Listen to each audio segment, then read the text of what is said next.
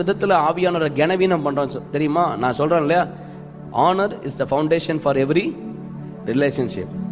சும்மா உன் புருஷனை மதிக்காமையே இருந்தீன்னு வைங்க, தக்காளி குழம்புல இருக்காது, மண்டை மேலே இருக்கும். சும்மா உங்கள் மனைவியை மதிக்காமதின்னு வைங்க, வெங்காயம் கிரேவியில் இருக்காது, கண்ணில் இருக்கும். ஆனர் அவசியம்.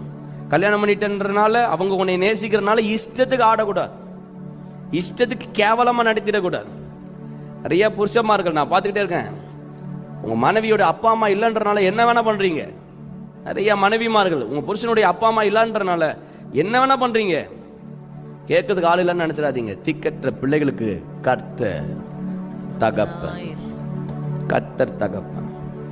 எப்படி தான் பிள்ளையை ஏளனம்னா அவங்க அப்பா வந்து கேட்கிறாரு, அதே மாதிரி அப்பா வந்து கேட்பார். அவர் கேட்க வந்தார்னா வழி இல்லாம போயிருவேன். Honour is the foundation for your relationship. Honour is the foundation for your relation. உங்களுடைய உறவுக்கு அடித்தளம் என்னங்க பிரதர்? கனம் பண்ணுங்க. உங்க புருஷனை கனம் பண்ணுங்க, உங்க மனைவியை கனம் பண்ணுங்க. பைபிள் என்ன சொல்லி தெரியுமா பிரதர்? பலவீனர்கள் என்று உணர்ந்து கனம் பண்ணுங்கன்றது. இதையா கல்யாணம் பண்றது ஒன்னுத்துக்கு லாக்கி இல்லை அப்படின்னு பேசிடாதீங்க. அவங்க பலவீனமானவங்க தெரிஞ்சுட்டு தான் என்ன பண்ணணும்?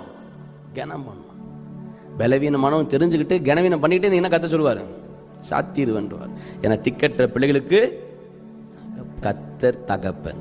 ஒருவேளை உங்க புருஷனையோ உங்க மனைவியோ உங்க பிள்ளைகளையோ நீங்க கனவீனம் பண்ணிட்டு இருந்தீங்கன்னா, நீங்க கர்த்தர் பேசுறாரு, அதை மாத்திரு.